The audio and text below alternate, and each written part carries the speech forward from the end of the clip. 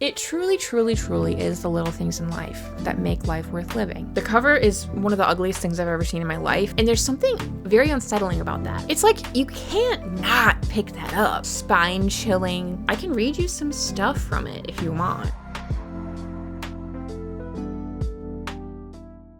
Hi, I'm Sam. There's quite literally no one asking me to do this, but it has been a long time since I've uploaded a video to the internet, and that was kind of not on purpose. But I thought a fun and easy way for me to remember how to be a human person in front of a recording camera would be for me to tell you about some books that I've recently purchased. So I have been in a brutal reading slump for the last 3 to 4 months, and somehow purchasing these books saved me from the void. So that is what compelled me to make a video about them. I have only read one of them so far, but they all seem really good to me. So now I will tell you about them. The first one that I found was one that was actually on my list because whenever I go into a bookstore, I always have a plan. I don't like to go in. I'm not a go in and wander and see how the spirit moves me type shopper. I like to go in, these are the titles I'm looking for, these are the authors I'm wanting to browse, and then I generally budget very little time for letting the spirit move me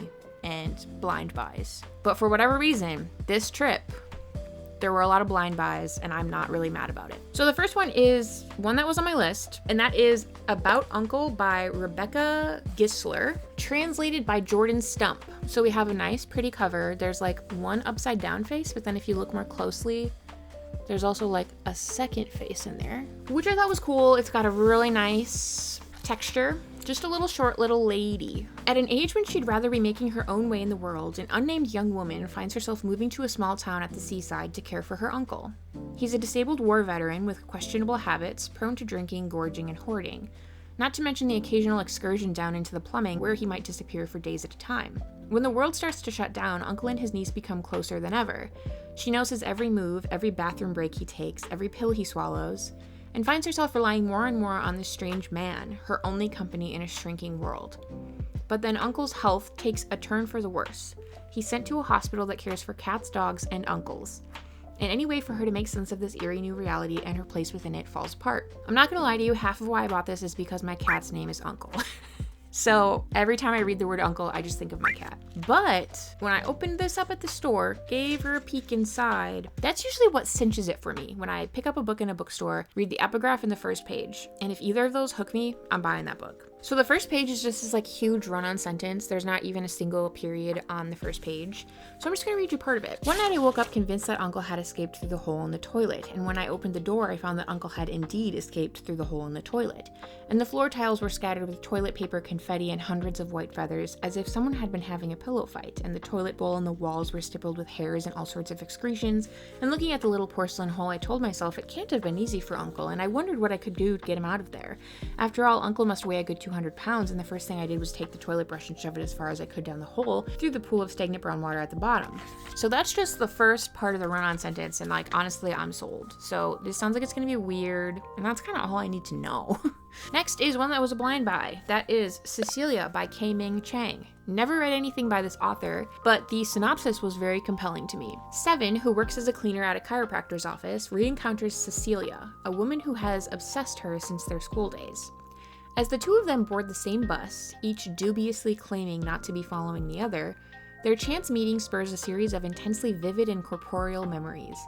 As past and present bleed together, Seven can feel her desire begin to unmoor her from the flow of time. So what got me is the each dubiously claiming to not be following the other. I love the idea of our main character kind of like soft stalking someone they used to be obsessed with, and then realizing that she's actually the one being stalked. I like the implications of that. That could be kind of fun, kind of cool. But then one of the epigraphs also got me. This is a quote from Clarice Lispector from The Hour of the Star. Who hasn't ever wondered, am I a monster, or is this what it means to be a person? Done. I'm gonna read this book. Okay, next another blind buy, Tenderloin by Joy Sorman. And this was translated from the French by Lara Vergnaud. We got a cool cover, it's giving me Tender as the Flesh vibes. Pym is a delicate youth, stringy, solemn, and prone to bouts of unexplained weeping. When he enrolls in trade school as an apprentice butcher, his mentors have low expectations, but his lanky body conceals a peculiar flame. a passionate devotion to animals. In a business that strives to distance the chopping block from the dinner plate, his ardor might seem like a disadvantage, but Pym rises through the knife-wielding ranks with a barely tethered zeal. He scours blood from floor mats and stacks carcasses in the cold room by day. By night, he tries to slake his appetite at the table over boudin sausage and steak tartare, and in bed with women whose flanks, ribs, and haunches he maps with careful fingers. As Pym's professional successes mount, his cravings gnaw. Meat crowds his waking thoughts. Even as he carves ripe flesh from exquisite bone, he labors to close the gap between man and beast. To be seen, understood, even loved by a primordial mind. Will this ravenous obsession yield to madness or to ecstasy? Okay, synopsis is sounding pretty good, guys, not gonna lie. But then again, the epigraph. This is a quote by Claude Levi-Strauss. The simplest way to identify with another being is still to eat it. I like the vibe that is implying. I'm looking forward to this. I will be reading this. Okay, another blind buy. Who is she? This is Nails and Eyes by Kaori Fujino, translated by Kendall Heitzman. So I love the colors of this. The spine is what really stood out to me. You know, I hate to judge a book by its cover, but like that is what makes me pick up a book. A young girl loses her mother and her father blindly invites his secret lover into the family home to care for her. As she obsessively tries to curate a pristine life, this new interloper remains indifferent to the girl, who seems to record her every move, and she realizes only too late all that she has failed to see. So that synopsis, I was kind of like, you know, whatever, it seems fine. But then, really, when the synopsis says, the girl who seems to record her every move, I feel like the first page when I read it, it really captures that sense of, you almost feel like a voyeur when you're reading this. I can't marry you. That's what my father told you on the first day of his affair with you. You were so surprised all you could say was, oh. My father went on with what seemed to be genuine regret that he had a wife and child. Oh, you replied again. You didn't really care one way or the other. At just that moment, a fleck of mascara had dislodged from your eyelash, slipped into your right eye, and got under your contact lens. You squeezed your eyes shut, then opened them wide, then bent forward, blinking repeatedly. But it still stung, so there was nothing to do but remove the contact lens from your eye. You had worn hard lenses since junior high. During the time it took you to hold the lens up to the light, give it a quick lick, and get it back into your eye, all with a practiced hand, my father kept on talking. I have a child, he repeated.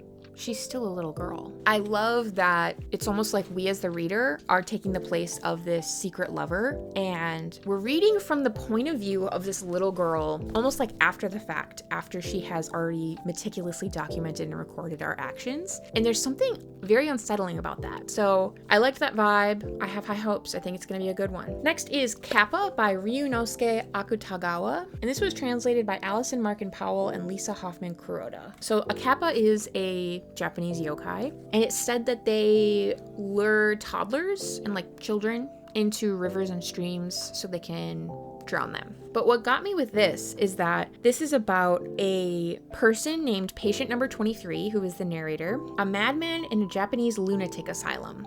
He recounts how, while out hiking in Kamakochi, he spotted a kappa.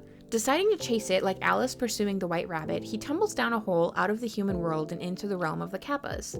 There, he is well looked after. He makes friends and spends his time learning about their world, exploring the seemingly ridiculous ways of the kappa and noting many, not always flattering, parallels to Japanese customs around morality, justice, economics, and sex. Alas, when he returns to Japan, he is disgusted by humanity, and just as Gulliver misses his beloved companions, Patient Number 23 begins to pine for his old kappa friends. Love the idea of this person purportedly encountering a kappa and spending a great deal of time with them and being able to like recount tales about them, and he is now explaining all of this to us from an insane asylum. I love that. I think it's gonna be funny. I'm looking forward to it. Okay, what got me about this next one was the title. The title, it was just like, pick me up. So that is It Lasts Forever and Then It's Over by Markin. That's a pretty heavy metal title, gotta say. I really felt hooked by that. And then when I read the synopsis, I was like, damn, I don't think I've ever read another book with even a remotely similar synopsis. So this is about a heroine who is voraciously alive in the afterlife. Adrift yet keenly aware, our undead narrator notes every bizarre detail of her new reality. She has forgotten even her name, but she remembers with unbearable longing the place where she knew herself and was known, where she loved and was loved. So for me, that is probably like one of the most spine-chilling scenarios. Being dead, but not even having the luxury of no longer having to be conscious. You know what I mean? It's like you're dead, you're drifting, you're still unbearably conscious. And not only that, but you remember what it was like to be alive. So it's like, oh yeah, I'm conscious and I hate my life. And I remember what it was like when I wasn't in purgatory. Like, I cannot imagine how that could get any worse, honestly. That's like a ring of hell to me. So something quite scary about that to me. And then again, the first page of this really sucked me in. I lost my left arm today. It came off clean at the shoulder. Janice number 2 picked it up and brought it back to the hotel. I would have thought it would affect my balance more than it has. It is like getting a haircut. The air moving differently around the remaining parts of me. Also by turns a sense of newness and lessness. Free me. Undead me. Don't look at me. Isn't it strange that I never knew a single living Janice, and now I know 3? I stay in bed all day. If I lie on my right side, I can keep the arm balanced as if it is still part of me. Or I can pretend it is your arm and that you are in bed with me. I think about how we used to take a blanket into the dunes and wrap up together. Wake with sand in our hair and in the corners of our eyes. Sound of the ocean big as the sky. I miss sleep. I miss you. Okay, that sounds so heartbreaking and sad and scary and like something I want to read and subject myself to more. Okay, next is Love Novel by Ivana Sajko. This was translated from the Croatian by Mima, Simić. We got a banger of a cover though. I gotta say, that is making me want to read it. Love and late capitalism. In an unnamed city, a husband and wife wage a silent war of rage and resentment. He, an out-of-work Dante scholar, is trying to change the world and write a novel. She was once a passable actress, but now she's failing at breastfeeding. They take on gigs and debts. He drinks cheap wine, she cleans obsessively. In their 2-room flat, the tension rises and turns exquisite. The rent is past due, their careers have stalled, the regime is crumbling, and there's always the baby who won't stop crying. I love reading about people suffering. I think I've probably read books like this before, you know, I think it's a pretty classic, like, married couple who are really struggling and might now hate each other more than they love each other. But there's just something so compulsively readable about that, and I love it. So I hope that this one is good. Next is one that I have had on my radar for a while, but I've never actually seen it in person, so I wasn't really expecting to see what I saw when I opened it up, but obviously it didn't deter me from purchasing it. So that is Blood and Guts in High School by Kathy Acker. All I knew about this was that it was like transgressive, surreal fiction. So I was like, cool. I'm interested. In the Mexican city of Merida, 10-year-old Janie lives with Johnny, her boyfriend, brother, sister, money, amusement, and father, until he leaves her for another woman.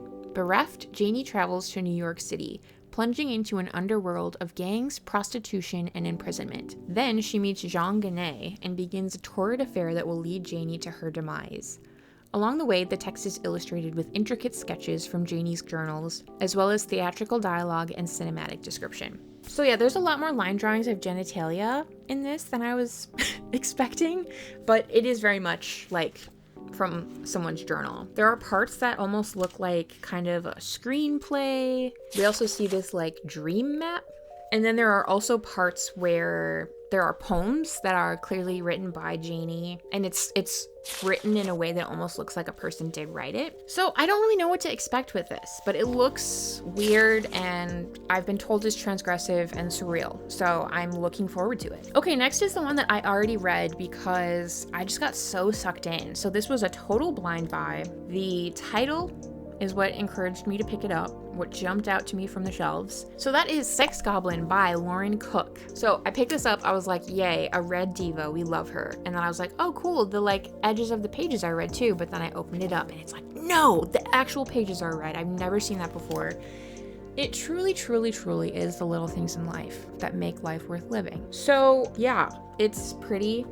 It smells nostalgic somehow. It smells like crayons. So take that information and use it as you will. As I was reading this, I was like, oh, this kind of is reading like an autobiography. But then all of a sudden it took a turn and I was like, oh, this is no longer something that could actually happen in the world we are currently living in. So it's sort of like auto fiction and also blending like sex writing and pop culture. I don't know. It was just like really fun. I read it in one sitting because the vignettes are pretty short and it's like very compulsively readable. So I had a great time with this. I can read you some stuff from it if you want. But I guess in terms of like, since this is more of like a haul video, I want to like convey what really convinced me to pick it up and like purchase it. Title, red pages, smells like crayons, and then the first page. There was something so vulnerable and heartwarming about the first page to me. If I had a recital of sorts, if it was important to me and I asked you to come,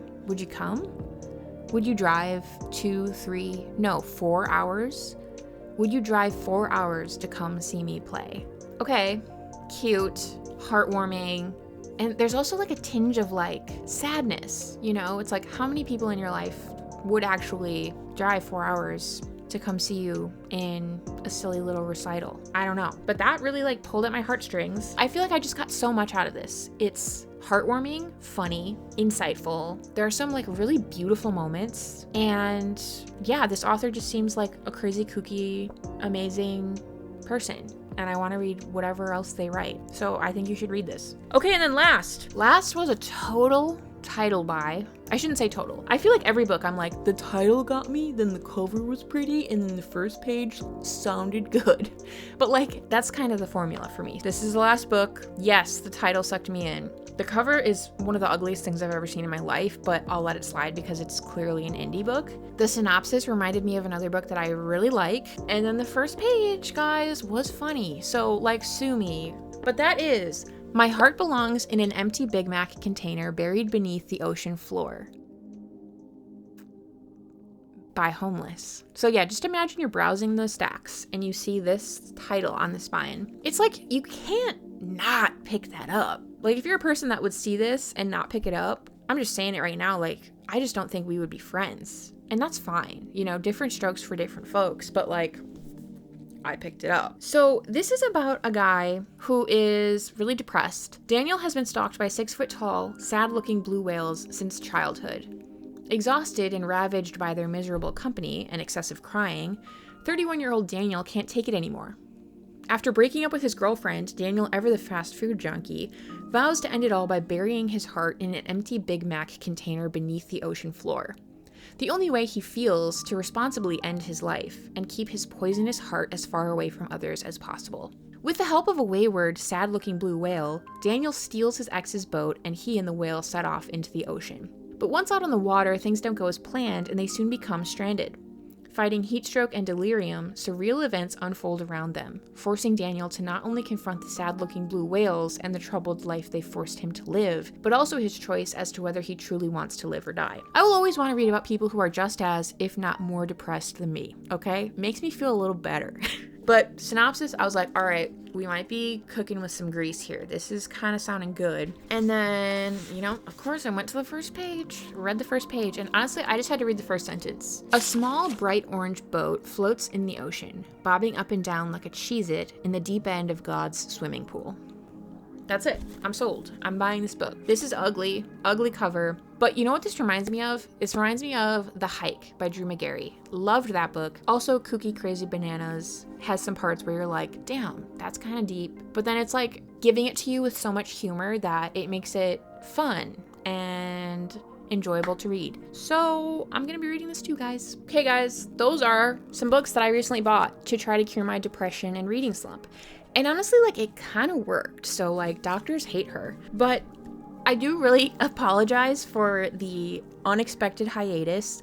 Didn't mean for it to happen, but life and reading were slumping. So I hope to make content more regularly now that I'm feeling a little better. I'm absolutely going to be making my year-end videos. I will never miss those. Even if I'm, like, dying in a ditch somewhere, you can bet your bottom dollar I'm gonna get you my worst of and best of videos, even if I have to record from said ditch. So hopefully I won't be in a ditch in a couple weeks, but I just want to thank you guys so much for watching and hanging in there and hanging with me. You can watch my other videos if you wanted. You could like this video, comment if you've read these books, if you loved them, if you hated them, if you want to read them, what you've been reading, what you've been loving. You could subscribe. Thanks for watching. Love you all very much. And I'll see you in whatever video I make next. Okay, love you. Bye.